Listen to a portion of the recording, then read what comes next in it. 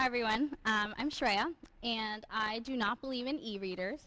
I don't believe in Kindles or Nooks or reading with an app on an iPad.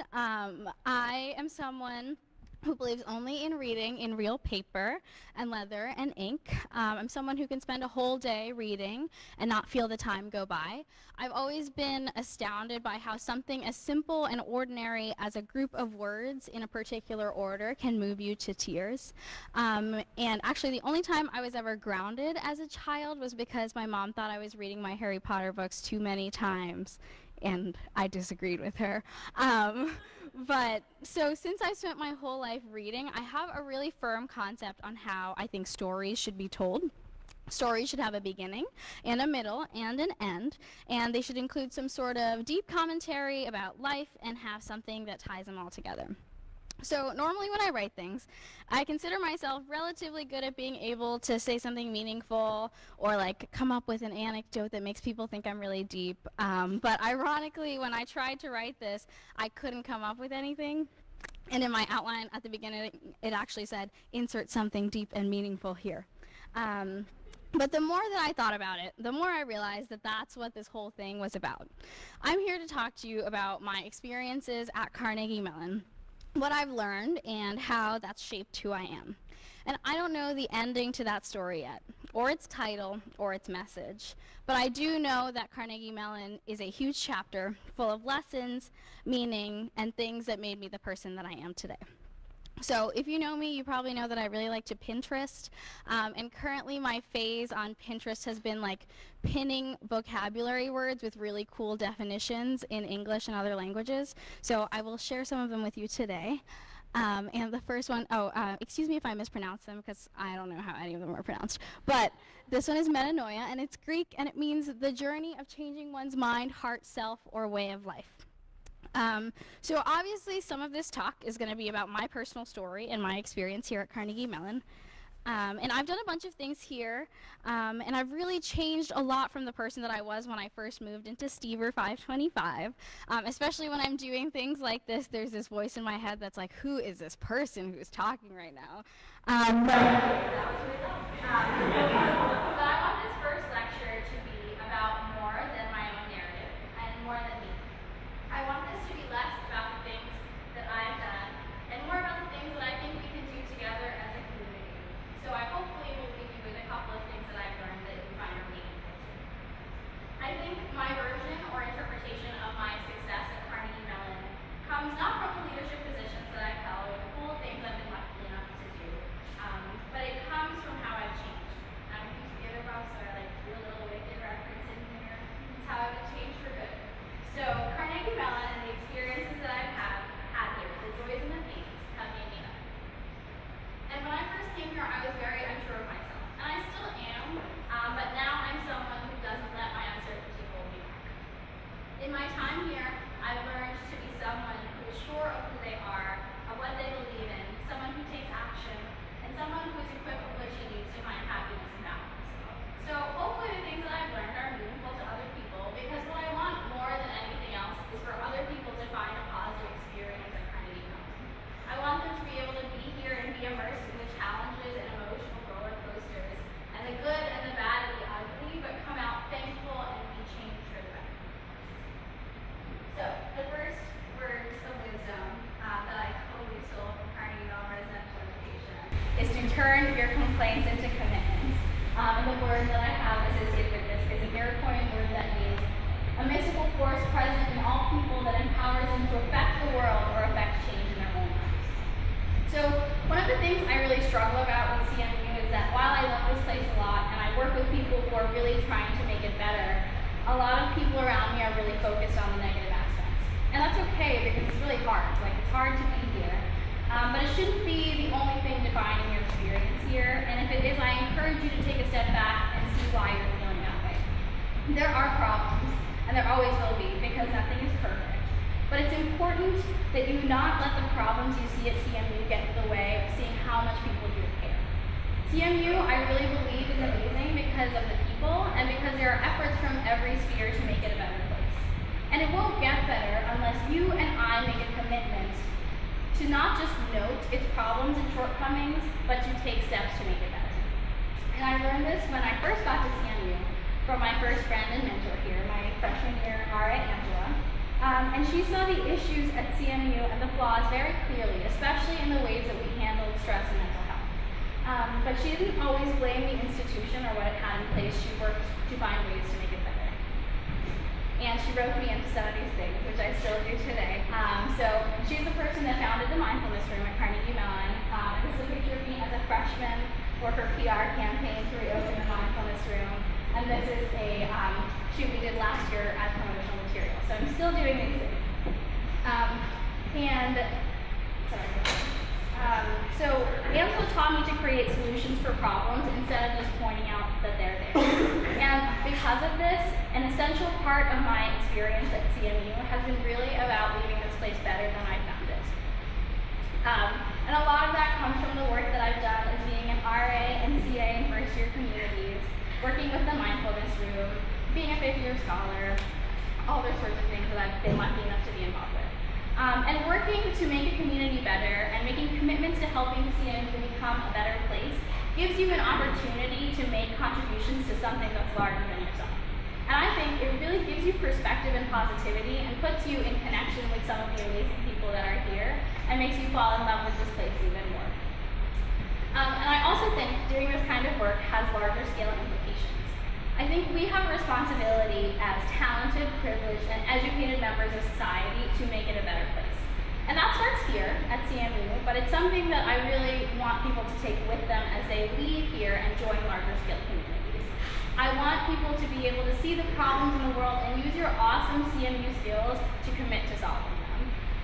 And that picture in the corner is from when I ran the half marathon with a bunch of my friends last year. To raise money for St. Jude Children's Research Hospital, which is my sorority's philanthropy.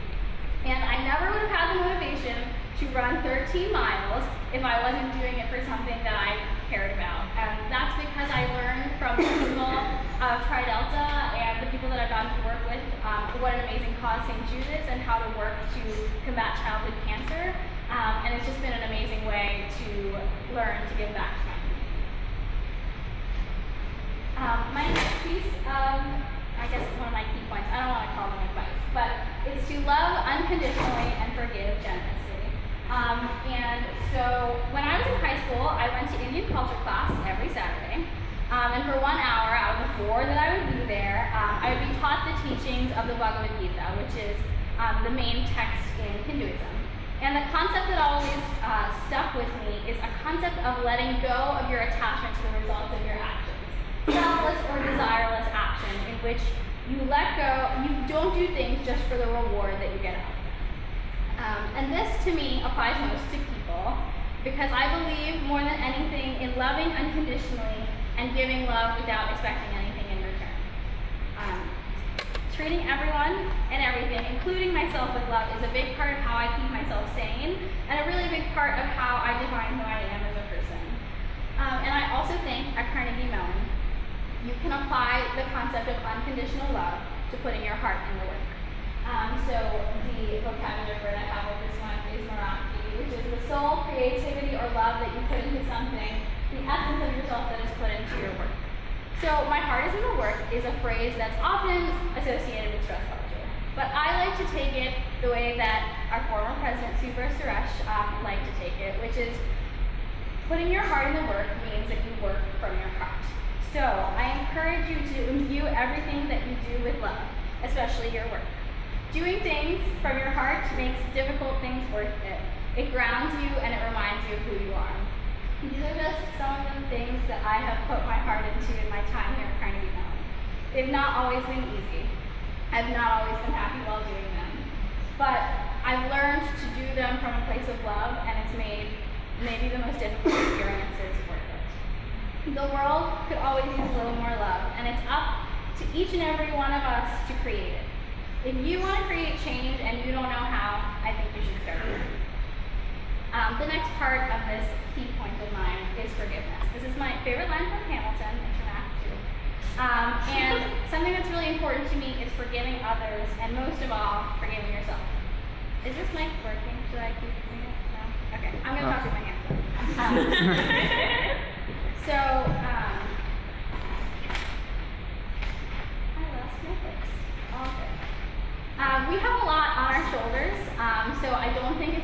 worth it to hold on to more weight. And this isn't easy because forgiveness takes a lot of work, and that always seems unfair, but I think it's worth it in the long run. Everyone is going to make some mistakes, but if we can treat each other with forgiveness when we do make them, it allows for us to grow when we mess up instead of being knocked down. I really encourage everyone not to forget that there's a story behind every person that you might not know, and to be generous with when you are asked for your forgiveness. Because if I'm viewed as successful, I only got here because of the forgiveness and grace that has been shown to me by others. I mess up all the time. I think I forget every single time the career peer mentors ask for pizza at their event. I always forget to order it. But luckily, people forgive me for these things, and it's gotten me to the place where I am today. My next key point is to practice gratitude. I'm not going to try to pronounce this word because it's in German, but it means adventures. The experiences, positive or negative, that we feel most deeply and through which we truly live. So for me, discovering a practice of gratitude is one of the most important things that I learned in my time at Carnegie Mellon. It's part of my personal wellness journey and mindfulness practice, and I think it's pretty awesome, and I encourage you to try it. But we're all doing a lot of things. Our days are really long, and they're incredibly full. And I'm someone who can carry it all really well up to a certain point, and then I have a periodic meltdown every few weeks where I'm convinced that I'm a total failure, I can't do anything right. So gratitude is something that I've learned to be really grounded. And I've really learned how to appreciate the small things, and that's how I keep myself from losing it. There are a lot of things to be grateful for in a given day. Like when someone makes you smile, or the leaves on your walk to the Mellon Institute look really pretty, or you get the chance to have a really good cup of coffee in the morning. I'm actually really crazy about noticing like little things like that, so someday I think someone's going to read my journals and realize how insane I am, but we'll find out. And so these are some of the things that I might put in my gratitude journal. It's a sunset with Kathy in the background. It's a little postcard that's in the bathroom of the yoga studio that I go to. It's a note that I got the day after the 2016 election in my door. It's not the flowers inside Phipps, but the flowers outside of Phipps. Or it's a popsicle on a really beautiful spring day. And if you know me, you're probably in my gratitude journal. So thank you for being your amazing self and helping me get to where I am. I also think that gratitude is a cornerstone of resiliency. Gratitude gives you perspective. It checks your privilege and it shows you how many things in life are worth living and fighting and working for. And it motivates you to keep going and reminds you how much you have on your side. So I like to supplement that with one of my favorite poems by Rupi Kaur, which is, "The world gives you so much pain, and here you are making gold out of it." That is the most beautiful thing. A tangible thing that I hope to give you is to write down the things that you're grateful for in a day or a week or a month, and see how that changes the way that you look at things. Train your mind to find beauty and make gold. My last key point for you is to be patient with all that is unsolved in your heart. And the vocabulary word I have in this is numinous, which means describing an experience that makes you feel fearful yet fascinated, odd yet attractive, the powerful personal feeling of being overwhelmed yet inspired. So ironically, when I was nominated to give this talk, and I was marked as someone who's successful, I really don't have my life figured out. I'm staying here at CMU next year as a fifth-year scholar, which I'm very excited about, but it means that I'm not moving on to be an adult after graduation, which most of my friends are, so that feels kind of weird. And I'm applying to medical school this June, which is pretty terrifying. And I constantly see myself as being a hot mess. I'm not sure if everyone else sees me that way, let me know. And sometimes I'm not sure if I'm supposed to be doing what I'm doing. Like I consider running away to Thailand to like live with elephants like maybe once a week. But like I said earlier, something I do feel that I have a handle on, or a way in which I feel successful, is that I've learned in my time here how to be comfortable with myself and happy with who I am. And in my experience, that comes with being able to sit with all of yourself, the good and the bad and the ugly, and the polished and the messy. I don't love all of myself still, and that's okay. I'm always going to be a constant work in progress. And I recognize that the person in each of these pictures from each of my 4 years at CMU is very different from the person in the other ones. And I recognize that that change is going to continue to happen. So I think recognizing that you're a work in progress is key, and that also enables you to reach out for support. So a little mini key point that I'm going to give you here is to identify your support system. The word that I have here is a Malay word that means the joint of sharing burdens, the bearing of the weight of the world together with trusted friends. So reaching out for support is really hard. Admitting you need help is usually the hardest part. And I really struggled with this because I'm someone who really internalizes my problems and don't like to burden the people who I care about. But it's important to realize that your support system wants to be there for you and can really help you get through some rough things. Recognizing that you're not alone if you only reach out a hand is a really powerful thing. So I also encourage you with this to be patient and kind to yourself. Recognize when you need to take time off or away and don't feel guilty about doing it. Unplug for a weekend or a day or just an hour and sit with yourself.